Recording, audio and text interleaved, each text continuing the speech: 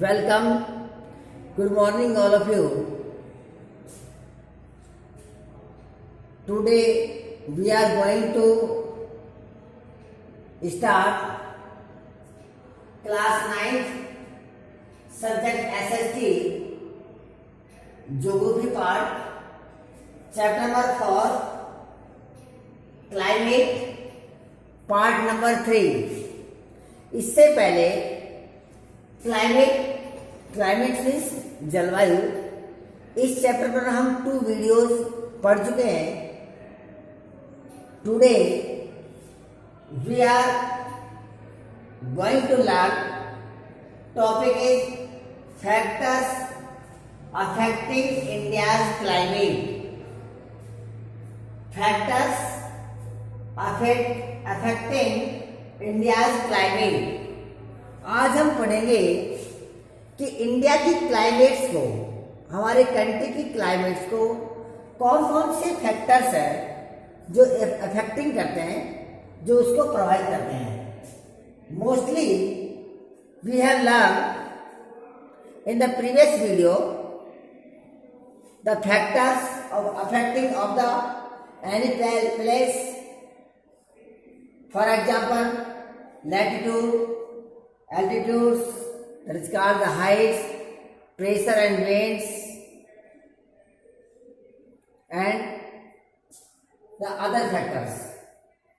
Now we discuss the factors affecting India's climate such as latitudes, altitudes means height, ऊंचाई, और pressure and winds, वायु का दबाव और पवन तंत्र.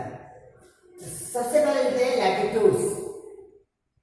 You have learn in your previous video latitudes means अक्षांश. For example जैसे कि हमारा ग्लोब है, it is refer to the 0 degree equator latitude. ये जो हमारी लैटिट्यूड्स हैं, आप समझ से लैटिट्यूड्स जो हमारे ईस्ट टू वेस्ट साइड में जो खींची जाती है लाइन, ये लैटिट्यूड्स है, ये हमारे लैटिट्यूड्स है, अक्षांश है. तो सबसे पहले जो हमारी लैटिट्यूड्स है, ये हमारे इंडिया की क्लाइमेट को अफेक्टिंग करती है. जैसे ये आपकी जो 0 डिग्री है, 0 degree latitude, that is called the equator. Hindi में इसको हम भूमध्य रेखा या विषुवत रेखा कहते हैं. ये जो हमारा इंडिया है, आवर कंट्री ऑफ इंडिया, इसके बीचों बीच, इसकी मिडिल पास में पासिंग करती है the tropic of, that is called the tropic of Cancer. देखिए इसके ऊपर ये जो हमारा 23 degree and 1/2 degree north and 23 and 1/2 degree south, latitude 0 degree latitude, that is called the other name is the equator. Equator के north में, और ये हमारा है 90 डिग्री नॉर्थ पोल, ये हमारा 90 degree south pole. 23 and 1/2 degree north is called the tropic of Cancer, and 23 and 1/2 degree south is called the tropic of Capricorn. इसको हम ट्रॉपिक ऑफ कैंसर यानी कर्क रेखा और ट्रॉपिक ऑफ कैप्रिकॉर्न मकर रेखा के नाम से जाने जाते हैं.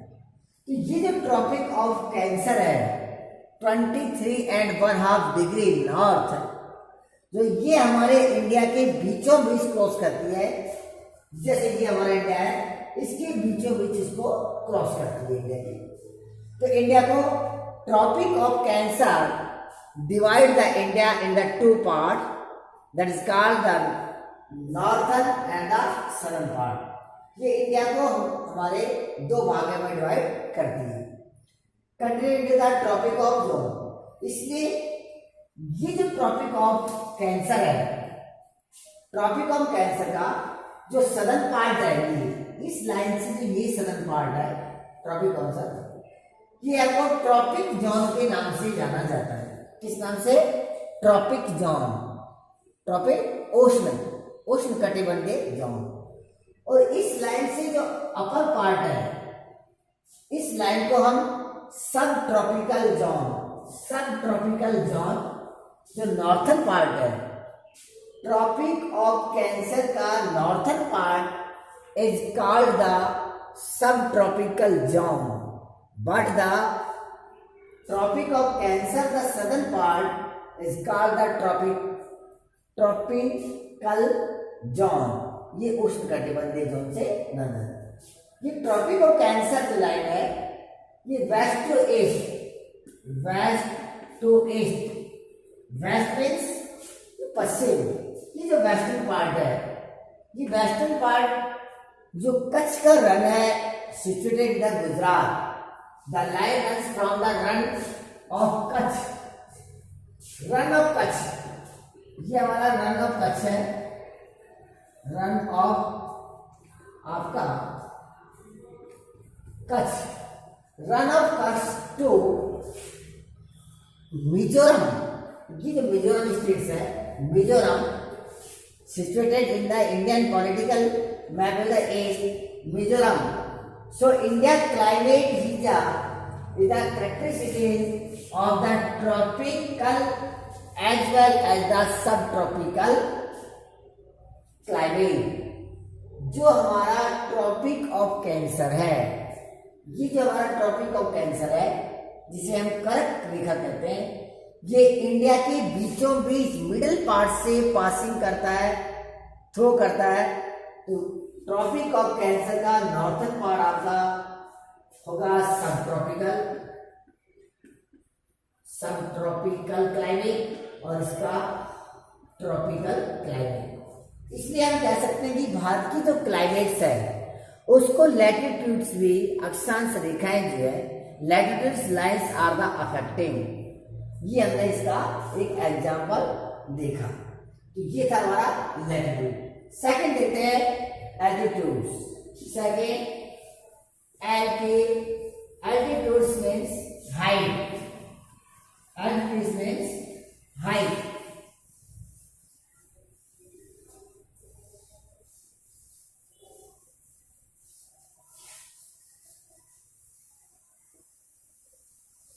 हाइट्स को कहते हैं एल्टीट्यूड्स, हाइट्स। नेक्स्ट पॉइंट है एल्टीट्यूड्स। एल्टीट्यूड्स मीन्स होता है हाइट। किसी भी प्लेस की जो हाइट्स है, height also the affected of the any region of the climates. For example इस India heights mountain in the north of India have an average elevation about 6,000 meters, whereas on the coastal areas as well as the island maximum elevation is about 30 meters. The Indian subcontinent experiences milder winters as the compared to Central Asia because of the Himalayas, which prevent the cold winds from the entering the subcontinents. देखिए इसमें बता रहा है कि जो ऊंचाई है, ऊंचाई भी मध्य एशिया से आने वाली जो ठंडी हवा है, उससे हिमालय पर्वत हमारी रक्षा करता है। जैसे हाइट्स हैं,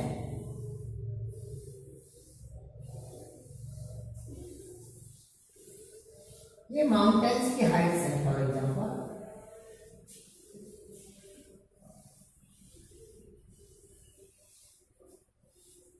heights है.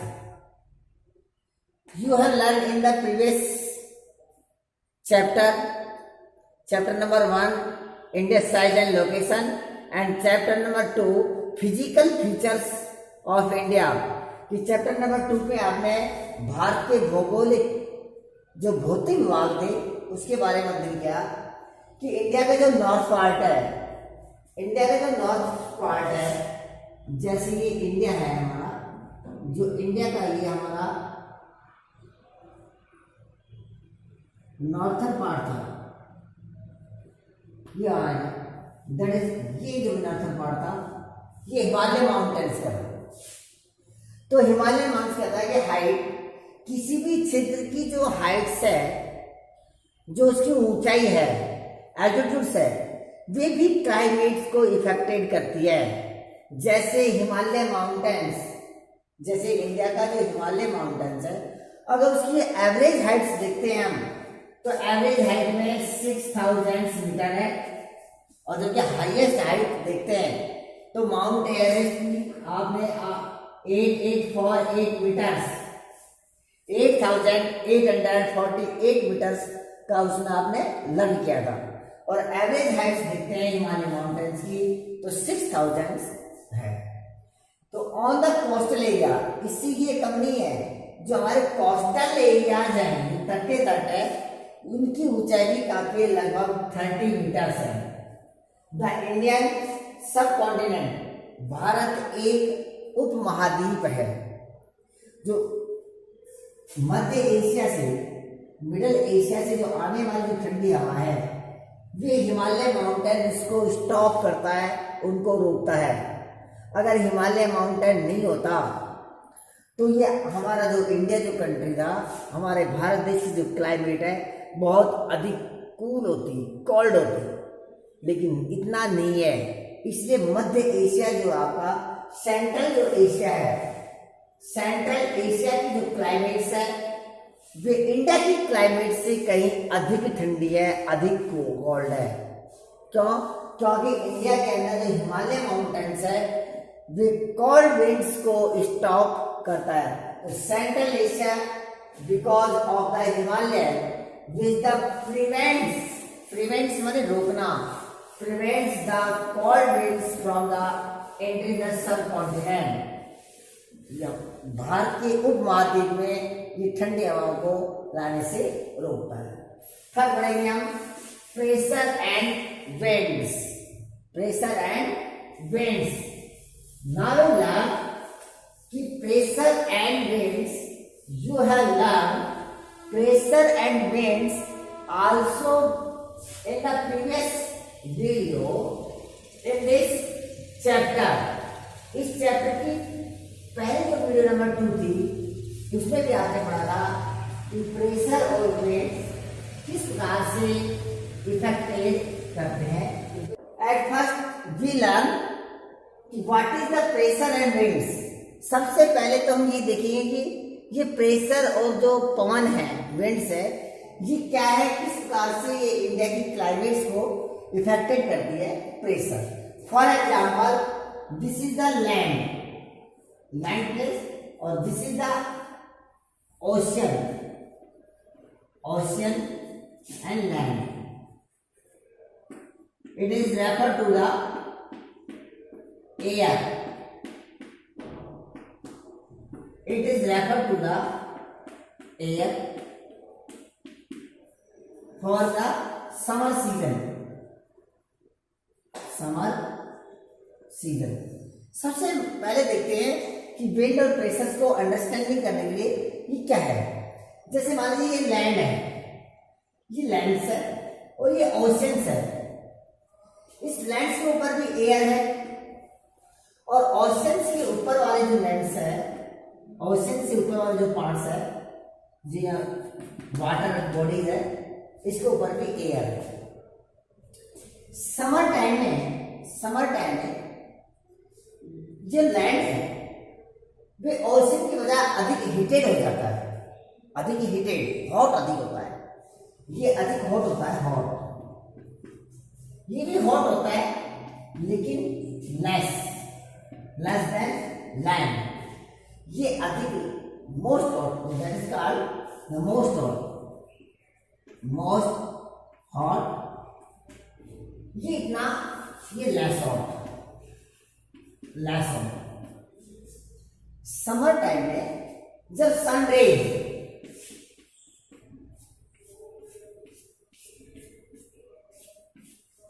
आती है तो सनरेज के कारण जो लैंड है, लैंड अधिक गर्म हो जाता है। और जो लैंड का जो ये क्षेत्र है, लैंड जो इसका बेसिकली जो ये अपर पार्ट है, ये अधिक हीटेड हो जाता है। और ये इससे इस लैंड वाले से जो ओशन पार्ट है, जो वाटर बॉडीज है, वे कम हॉट होता है। निश्चित रूप से जब ये हॉट हो जाता है लैंड वाला से, तो इसकी एयर जो है, एयर भी हॉट हो जाती है, गर्म होती है। तो एयर हॉट होने के बाद में ये राइजिंग अप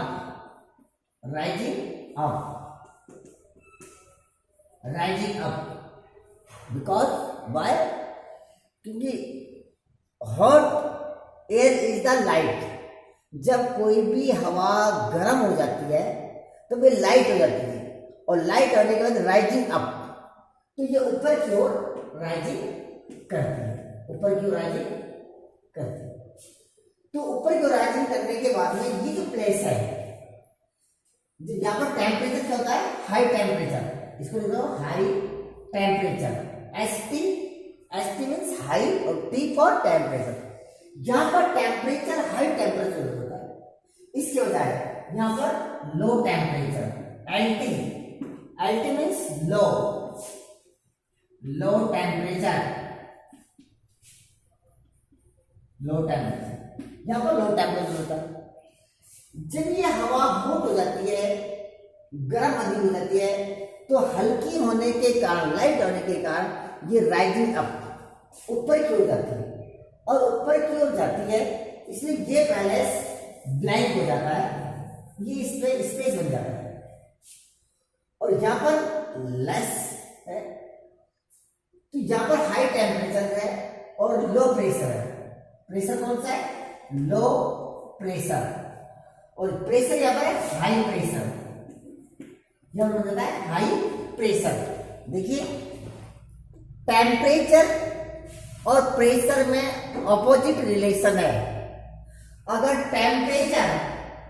टेम्परेचर हाई होगा तो प्रेशर लो होगा, अगर टेम्परेचर हाई है तो प्रेशर लो होगा, और प्रेशर अगर लो है तो टेम्परेचर हाई होगा। इसको बिल्कुल अंडरस्टैंडिंग कर लेना। और जो हमारी विंड्स हैं, जो हवाएं हैं, जो विंड्स हैं, हमारे विंड्स हाई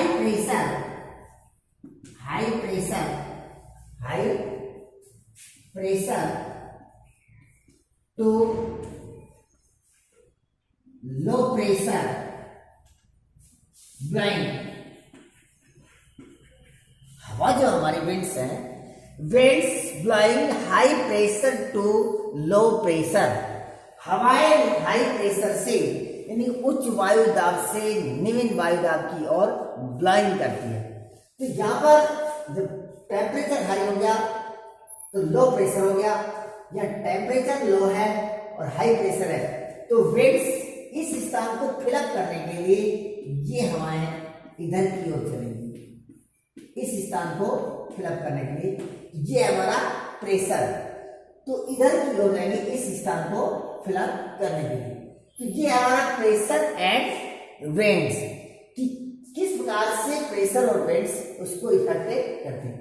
और इस स्थान पर जब ये आ जाती हैं विंड्स इस प्लेस पर, तो ये फिर इसी प्रकार से हल्की होकर ये ऊपर की ओर करती है, ऊपर की ओर आगे की राइज अप करती है, ऊपर की ओर जाती है राइजिंग अप। और जिस प्रकार से मान लीजिए इधर कोई माउंटेन्स आ गया, यहाँ पर कोई माउंटेन्स आ गया, जैसे ये विंड्स इस प्रकार से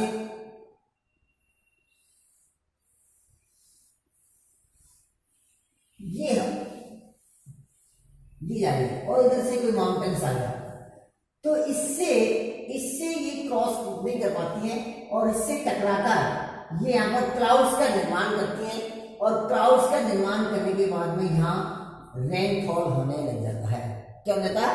रेनफॉल हो जाता है, क्योंकि इससे ये जो मॉइस्चर, ये जो वेट्स थे, इसमें मॉइस्चर था, नमी थी, तो इसके कारण से इसमें ये रेनफॉल होने लग जाता है। और ये जो हाइट्स है, जैसे भी आपने पढ़ा था एल्टीट्यूड्स, ये उस रेनफॉल को भी इफेक्टेड करता है। और जब ये इसकी मॉइस्चर कभी नष्ट हो जाती है, तो ये जो क्षेत्र है, ये वाला क्षेत्र, ये ड्राई एरिया हो जाता है, ये लूनर क्षेत्र होता है, ड्राई एरिया हो जाता है। तो इस प्रकार से प्रेशर और जो विंड्स है, इसको इफेक्टेड करती है। Same condition in the winter, अगर विंटर में देखते हैं, same condition in winter, winter में ये बिल्कुल अपोजिट हो जाता है। अगर इस कंडीशंस को हम विंटर के अंदर देखते हैं, तो विंटर में देखिए इसका अपोजिट हो जाता है। विंटर में जैसे फॉर एग्जांपल विंटर में this area is the land, it is also the presentation of the air,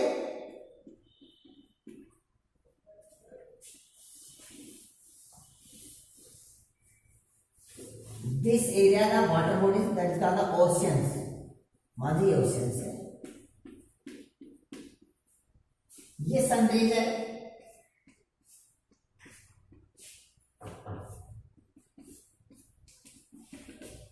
sun rays.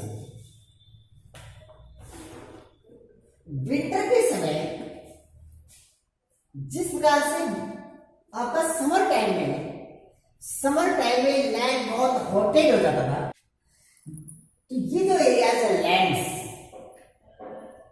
Will learn in the winter season, जो शीतकाल में जो देखते हैं इंडिया की जो क्लाइमेट है, तो विंटर सीजन में जिस बार में समर सीजन में जो लैंड है वे बहुत ही अधिक हॉटेड हो जाता है, गर्म हो जाता है। सेम विंटर सीजन में जो लैंड का जो एरिया है वे बहुत अधिक कोल्ड हो जाता है, बहुत अत्यधिक कोल्ड होता है। ये क्षेत्र भी कूल होता है, लेकिन इतना अधिक नहीं जितना लैंड वाला। ये क्षेत्र बहुत अत्यधिक कोल्ड हो जाता है, ठंडा अधिक हो जाता है। इस एरिया से अधिक ओशियन जो पार्ट्स है, ओशियन की जो एयर है, उसके बजाय अत्यधिक यहाँ पर बहुत अधिक क्या होता है, कोल्ड होता है, ठंड होता है। और टेम्परेचर यहाँ का टेम्परेचर लो हो जाता है टेम्परेचर, और यहाँ का टेम्परेचर मोस्टली टेम्परेचर हाई हो जाता है, इतना हाई भी नहीं, मोस्टली इससे कहीं अधिक, ये नहीं कि बहुत हॉटेड हो जाए, ऐसा नहीं, इससे कहीं टेम्परेचर हाई हो जाता है। और जब टेम्परेचर हो जाता है और प्रेशर यहाँ पर, प्रेशर होता है यहाँ पर हाई प्रेशर, और यहाँ पर low pressure.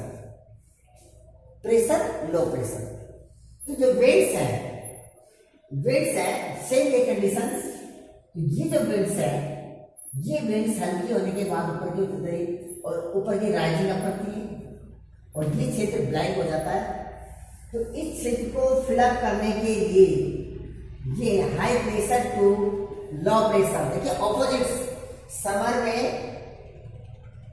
Ocean to land, लेकिन विंटर में आपकी land to ocean blowing the air, जो हवाएं हैं इस प्रकार से ब्लोइंग करते हैं high pressure to low pressure, और फिर इसी प्रकार से ये राइजिंग अप होती है। तो ये है हमारा प्रेशर और विंड्स का प्रोसीजर, कि किस प्रकार से ये प्रोसीजर है, इसको करते हैं। सेम कंडीशन से देखते हैं इंडिया का जो क्षेत्र है, इंडिया का जो रीजन है, जो नॉर्थन जो क्षेत्र है, उसमें देखें कोरिलेशन जिसके पैरेंट्स का रूल कहते हैं। Now we more discuss the pressure and winds. The following atmosphere conditions govern the climate climate and the associate the weather condition is India. The three subtypes, zones, pressure and surface winds, upper air circulation and western cyclone disturbance and the tropical cyclone. Now we discuss one by one. The first, pressure and surface winds. Pressure and surface winds. Pressure and surface winds. India lies in the region of the north east surface. अगर हम भारत को देखते हैं तो हमारा जो India mostly north east में है। ये नॉर्थ, ये ग्लोब जो है हमारा मोस्टली, ये जो हमारा ग्लोब है ये इक्वेटर से, ये आपका ग्रीनविच है और इंडिया इज सिचुएटेड इधर नॉर्थ ईस्ट। तो India lies in the region of the north east surface events. हमारा जो भारत देश है नॉर्थ ईस्ट में सिचुएटेड है। winds are originate and the blow over land during winter। तो विंटर के अंदर, विंटर सीजन में ये हवाओं की उत्पत्ति इसी एरिया से, जिसको हम ट्रेड विंड्स भी बोलते हैं, व्यापारिक पवनें भी बोलते हैं, यहाँ से इसको ऑरिजिनेट भी होती है एंड ब्लोइंग होती है। Winter from the sub tropical high pressure belt, क्योंकि ये जो क्षेत्र है ये हाई प्रेशर बेल्ट है। ये वाला जो क्षेत्र है आपका सब ट्रॉपिकल जोन है। You have learn it adjust before. अभी यहाँ पर हमने अभी भी पढ़ा था कि 0 डिग्री जो लैटिट्यूड है इससे northern part that is called the सब tropical zone and the southern part is the tropical zone. तो ये वाला जो क्षेत्र है सब ट्रॉपिकल हाई प्रेशर बेल्ट है, हाई प्रेशर बेल्ट। इसलिए हाई प्रेशर बेल्ट है तो हाई प्रेशर से लो प्रेशर की ओर हमारी बेल्ट जो है विंड्स ब्लोइंग होगी। तो high pressure belt of the northern hemisphere, northern hemisphere for example globe, this is called the northern hemisphere और this is called the southern hemisphere. इसको हम उत्तरी गोलार्ध और इसको हम दक्षिणी गोलार्ध के नाम से जाना जाता है। Winds originate blow over lands during winter from the subtropical pressure northern hemisphere। तो ये नॉर्थन हेमिस्फीयर के ऊपर हाई प्रेशर हो जाता है। These winds blow south।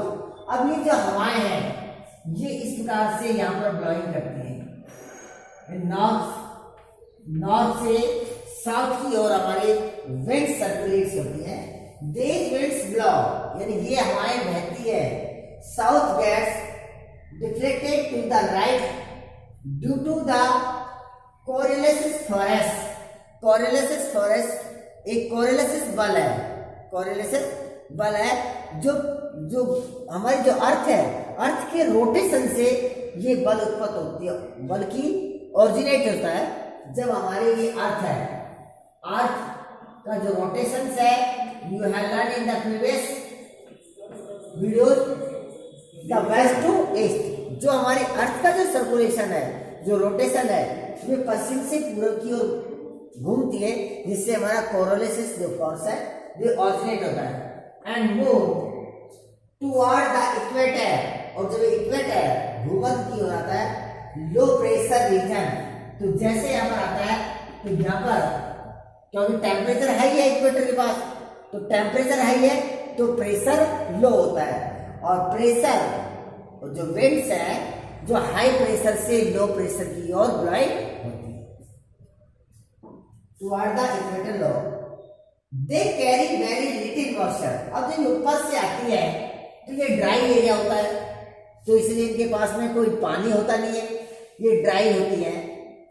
तो दे कैरी लिटिल मॉइस्चर और they bring no rain during the winter season high pressure. क्योंकि इनके पास में ये जो विंड्स हैं, जो ये विंड्स ऊपर से आ रही है ये ड्राई होती है। किस पास होती है? ये ड्राई होती है। इस प्रकार से आने वाली जो हमारी जो विंड्स है, जो इस क्षेत्र से नॉर्थ ईस्ट का, ये जो विंड्स है ये ड्राई होती है। तो ड्राई है, जो सूखी है, there is the no moisture, तो ये रेनफॉल नहीं करेगी, और करती तो बिल्कुल लिटिल मात्रा में, ना के बराबर। They carry very little moisture और they bring no rain during the winter season, because high pressure से आने वाला क्षेत्र ड्राई एरिया है। हाई प्रेशर डेवलपमेंट, क्योंकि वहां पर हाई प्रेशर डेवलपमेंट होता है। ओवर द एरिया नॉर्थन और Himalaya, these causes cold dry winds, क्योंकि हिमालय माउंटेन जो वाला क्षेत्र है वो कोल्ड एरिया है, ठंडा एरिया है और सूखा क्षेत्र है। Blow from the area toward the L P, L P means यहाँ पर लो प्रेशर, और एचपी मीन्स होता है high pressure, and the L P means low pressure, okay.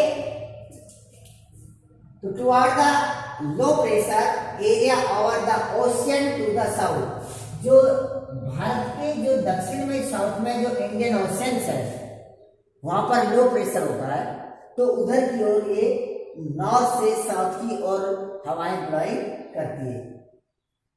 South, ocean to the south, low pressure develop in there Asia and, इस प्रकार से जो ये कंडीशंस है, ये एशिया में लो प्रेशर की जो कंडीशंस है, एशिया और मेनलैंड ऑफ द इंडिया, और इंडिया में इस प्रकार से कंडीशंस होती है।